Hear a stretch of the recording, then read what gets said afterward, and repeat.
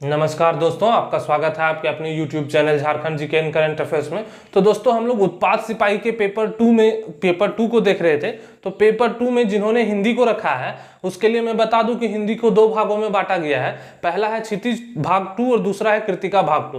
तो क्षितिज भाग टू को भी दो भागों में बांटा गया है। फर्स्ट है काव्यखंड और दूसरा है गद्यखंड। तो दोस्तों हम लोग जैसा कि काव्यखंड देख रहे हैं, काव्यखंड के 4 चैप्टर हम लोग देख चुके हैं। आज हम लोग 5वां चैप्टर देखेंगे। 5वां चैप्टर है उत्साह और दूसरा, इसमें दो अलग अलग कविताएं हैं, उत्साह और अट नहीं रही है। तो ये दोनों कविताएं किसके द्वारा लिखित है? तो ये दोनों की जो कविताएं हैं ये सूर्यकांत त्रिपाठी निराला, किसके द्वारा लिखित है? सूर्यकांत त्रिपाठी निराला। ये बहुत ही इंपॉर्टेंट क्वेश्चन है, यहां से आपका क्वेश्चन रहेगा, इसीलिए वीडियो के अंत तक बने रहें। 30+ क्वेश्चन होने जा रहे हैं जो आपके एग्जाम पॉइंट ऑफ व्यू से बहुत जरूरी है। तो चलिए वीडियो शुरू करते हैं। पहला क्वेश्चन है हमारा, आज का जो फर्स्ट क्वेश्चन है वो हमारा है सूर्यकांत त्रिपाठी निराला का जन्म कब हुआ? तो सूर्यकांत त्रिपाठी द्वारा लिखित कविता कौन सी है? तो उत्साह और अट नहीं रही। ये दो कविताएं हैं जो आपके एग्जाम में पूछी जाएंगी। ठीक है, तो फर्स्ट क्वेश्चन है सूर्यकांत त्रिपाठी निराला का जन्म कब हुआ था? तो सूर्यकांत त्रिपाठी निराला का जन्म सन 1899 ईस्वी में हुआ था। कब हुआ था? 1899 ईस्वी में। तो इसका ऑप्शन हो जाएगा ए 1899। चलिए दूसरा क्वेश्चन देखते हैं। दूसरा क्वेश्चन है हमारा सूर्यकांत त्रिपाठी निराला का जन्म कहाँ हुआ था? तो सूर्यकांत त्रिपाठी निराला का जो जन्म है वो बंगाल के महिपाल में हुआ था। कहाँ हुआ था? बंगाल के महिसादल में। बंगाल के महिसादल में। इसका ऑप्शन हो जाएगा बी। चलिए तीसरा क्वेश्चन हम लोग देखते हैं। तीसरा क्वेश्चन हमारा है निराला मूलतः कहाँ के निवासी थे? तो निराला जी जो थे वो मूलतः कहाँ के निवासी थे? तो गढ़कोला, उन्नाव, उत्तर प्रदेश। इसका ऑप्शन ए हो जाएगा, गढ़कोला, उन्नाव, उत्तर प्रदेश। चलिए चौथा क्वेश्चन देखते हैं। चौथा क्वेश्चन है हमारा निराला की औपचारिक शिक्षा महिसादल में किस कक्षा तक हुई? तो निराला की औपचारिक शिक्षा जो है महिसादल में वो 9वीं कक्षा तक हुई थी। कितना तक हुई थी? 9वीं कक्षा तक। तो इसका ऑप्शन हो जाएगा सी, 9वीं कक्षा तक।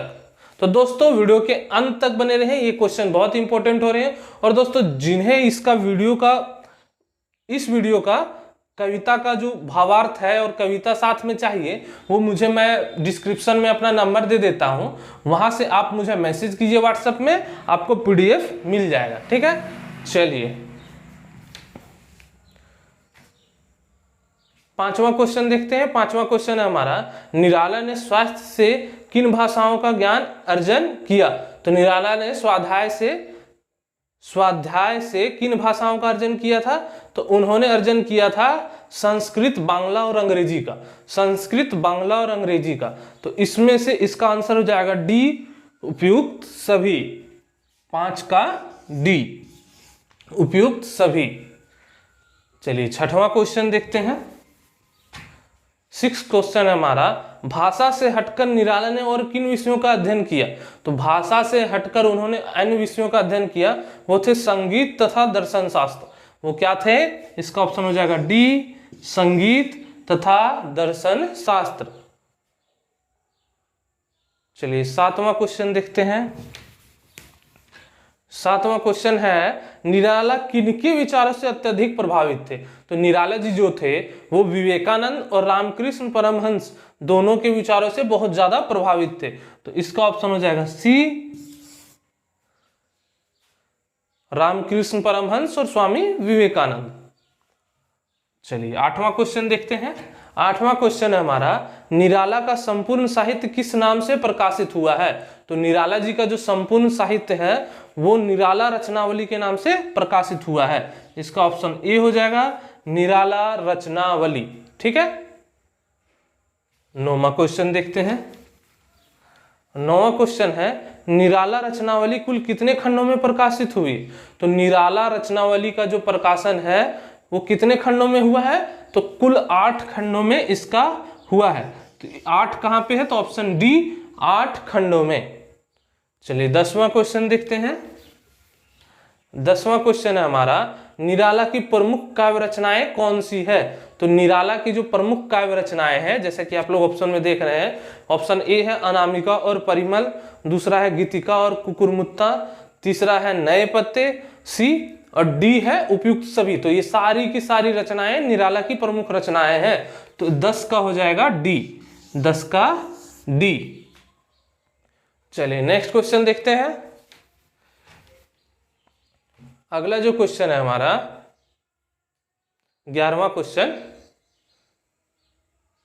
निराला ने अपनी 18 वर्षीय पुत्री के निधन के शोक में किस शोक गीत की रचना की? तो निराला ने अपनी 18 वर्षीय पुत्री के निधन के शोक में किस शोक की रचना की थी?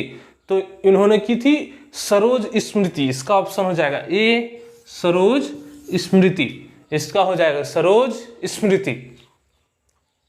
चलिए 12वां क्वेश्चन देखते हैं। 12वां क्वेश्चन है निराला किस स्वभाव के कवि माने जाते हैं? तो निराला जो है वो विद्रोही स्वभाव के कवि माने जाते हैं। तो इसका ऑप्शन हो जाएगा बी विद्रोही। चलिए 13 क्वेश्चन देखते हैं। 13 नंबर जो क्वेश्चन है, निराला की रचनाएं किस प्रवृत्ति की है? तो निराला जी की जितनी भी रचनाएं हैं वो छायावादी प्रवृत्ति की है। किस प्रवृत्ति की है? तो छायावादी प्रवृत्ति की, ऑप्शन सी होगा हमारा। चलिए 14वां क्वेश्चन देखते हैं। 14 नंबर जो क्वेश्चन है, छायावादी रचनाओं में पहली बार किस प्रकार के छंद का प्रयोग निराला ने शुरू किया? तो छायावादी रचनाओं में पहली बार किस प्रकार के छंद का प्रयोग निराला जी ने शुरू किया?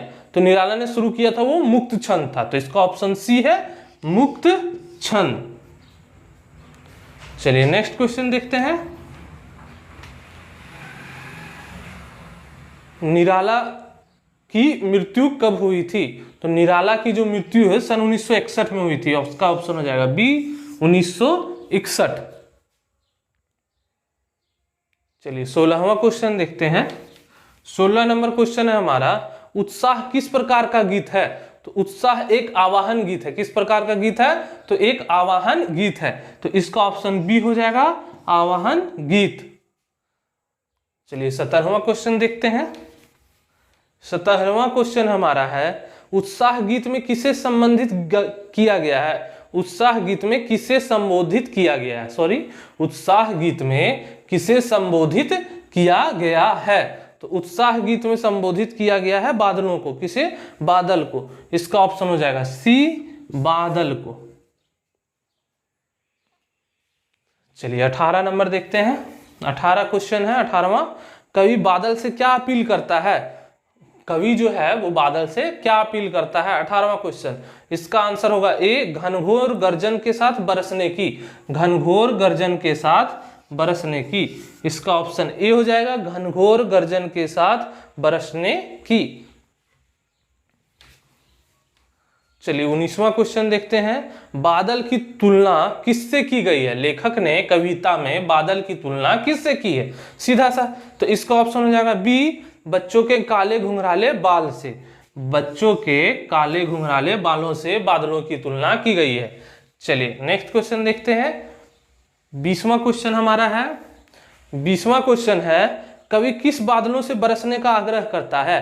तो कवि नवजीवन के बादल, कवि जो है वो नवजीवन के बादल से बरसने की अपील करता है, आग्रह करता है। इसका 20 का हो जाएगा सी नवजीवन के बादल। चलिए 21वां क्वेश्चन देखते हैं। 21वां क्वेश्चन है हमारा, कवि किन बादलों से छुपने का आग्रह करता है? एक बादल से कवि बरसने का आग्रह करता है और दूसरे से छिपने का आग्रह करता है। तो छुपने का आग्रह किससे करता है? कठोर वज्र शक्ति के बादल से। किससे? कठोर वज्र शक्ति के बादल से। तो इसका ऑप्शन हो जाएगा 21 का ए। ठीक है, 21 का ए। चलिए नेक्स्ट क्वेश्चन देखते हैं। नेक्स्ट क्वेश्चन हमारा है 22वां क्वेश्चन, आकाश में उमड़ते घुमड़ते बादल कैसे प्रतीत होते हैं? तो आकाश में उमड़ते घुमड़ते जो बादल हैं वो प्रतीत होते हैं बेचैन। कैसे प्रतीत होते हैं? बेचैन। इसका ऑप्शन हो जाएगा बी बेचैन। चलिए 23वां क्वेश्चन देखते हैं। 23वां क्वेश्चन है हमारा, समस्त धरती किससे परेशान है? तो समस्त धरती जो परेशान है भीषण गर्मी से। किससे परेशान है? भीषण गर्मी से। तो इसका हो जाएगा सी, भीषण गर्मी से। चलिए 24वां क्वेश्चन देखते हैं। 24वां क्वेश्चन है धरती को फंसा बताया गया है, सॉरी धरती को कैसा बताया गया है? तो धरती को कैसा बताया गया है? तो धरती को बताया गया है गर्म और तप्त। इसका ऑप्शन हो जाएगा ए, गर्म और तप्त। ठीक है, चलिए नेक्स्ट क्वेश्चन देखते हैं। चलिए 25वां क्वेश्चन है हमारा, बादल बरस बरस कर किसे तृप्त करेंगे? बादल जो है बरस कर किसे तृप्त करेंगे? तो धरती को तृप्त करेंगे। इसका ऑप्शन हो जाएगा बी, धरती को। ठीक है, चलिए 26वां क्वेश्चन देखते हैं। 26वां क्वेश्चन है हमारा, अट नहीं रही है कविता किस महीने की मादकता को दर्शाती है? तो अट नहीं रही है कविता जो है ये किस महीने की मादकता को दर्शाती है? तो ये फागुन महीने की मादकता को दर्शाती है। इसका ऑप्शन होगा सी, फागुन महीना। चलिए 27वां क्वेश्चन देखते हैं। 27वां क्वेश्चन है हमारा, फागुन महीने में किस ऋतु का आगमन होता है? तो फागुन महीने में बसंत ऋतु का आगमन होता है। किसका होता है? बसंत ऋतु का। तो इसका ऑप्शन हो जाएगा बी, बसंत ऋतु। चलिए नेक्स्ट क्वेश्चन देखते हैं। 28वां क्वेश्चन है हमारा, किस ऋतु में पुराने पत्ते झड़ जाते हैं और नए पत्ते आ जाते हैं? तो ये जो ऋतु होता है बसंत ही होता है। इसका ऑप्शन होगा सी, बसंत ऋतु। 28 का सी। चलिए 29वां क्वेश्चन देखते हैं। 29वां क्वेश्चन है हमारा, शीर्षक के अनुसार कवि क्या नहीं अट रही है? तो फागुन की सुंदरता कवि को अट नहीं रही है। ठीक है, इसका ऑप्शन हो जाएगा बी, 29 का हो जाएगा बी। चलिए नेक्स्ट क्वेश्चन देखते हैं अब हम लोग। 30वां क्वेश्चन है हमारा, उत्साह शीर्षक कविता किसकी है? तो उत्साह शीर्षक जो कविता है वो है निराला जी की। किसकी है? निराला की, सूर्यकांत त्रिपाठी निराला। चलिए 31वां क्वेश्चन हम लोग देख लेते हैं। 31वां क्वेश्चन हमारा, अट नहीं रही है शीर्षक कविता किसकी है? तो अट नहीं रही है शीर्षक कविता भी निराला की है। तो इसका ऑप्शन ए हो जाएगा निराला। चलिए 32वां क्वेश्चन है। 32वां क्वेश्चन है, सूर्यकांत त्रिपाठी निराला ने किस भाषा का अध्ययन कर ज्ञान अर्जित किया? तो उन्होंने संस्कृत, बांग्ला और अंग्रेजी। संस्कृत, बांग्ला और अंग्रेजी। इसका ऑप्शन हो जाएगा ए, संस्कृत, बांग्ला और अंग्रेजी। चलिए 33वां क्वेश्चन देखते हैं। 33वां क्वेश्चन है हमारा, सूर्यकांत त्रिपाठी निराला पर किनकी विचारधारा का गहरा प्रभाव पड़ा है? तो सूर्यकांत त्रिपाठी निराला पर रामकृष्ण परमहंस और स्वामी विवेकानंद के विचारों की गहरा प्रभाव दिखता है। तो इसका ऑप्शन हो जाएगा ए, परमहंस और विवेकानंद। चलिए नेक्स्ट क्वेश्चन देखते हैं। 33वां क्वेश्चन है हमारा। 33वां क्वेश्चन है, सूर्यकांत त्रिपाठी निराला पर किनकी विचारधारा का गहरा प्रभाव पड़ा है? सॉरी ये तो हो गया। 34वां क्वेश्चन हम लोग देखते हैं, निराला की कविताओं में किसकी गहरी सहानुभूति का भाव मिलता है?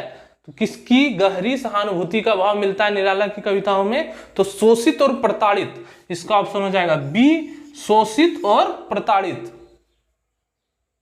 चलिए 35वां क्वेश्चन देख लेते हैं। 35वां क्वेश्चन हमारा है, निराला किस काल के कवि थे? तो निराला जो है वो छायावादी काल के कवि थे, छायावादी। इसका ऑप्शन ए हो जाएगा छायावादी। चलिए दोस्तों आज का लास्ट क्वेश्चन देखते हैं। 36वां क्वेश्चन, निराला ने छायावादी रचनाओं में किस छंद का प्रयोग किया है? तो निराला ने छायावादी छंद में मुक्त छंद का प्रयोग किया है। इसका ऑप्शन हो जाएगा बी। तो दोस्तों ये आज का लास्ट क्वेश्चन था।